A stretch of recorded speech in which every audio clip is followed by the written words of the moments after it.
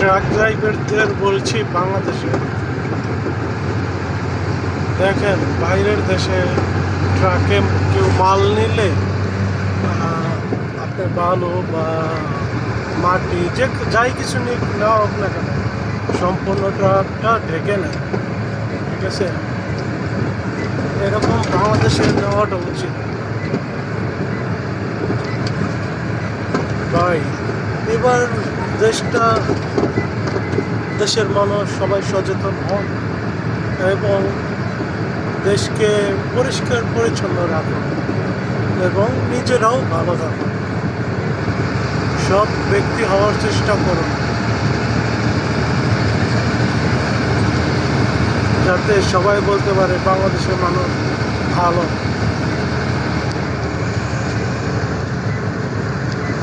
ঠিক আছে?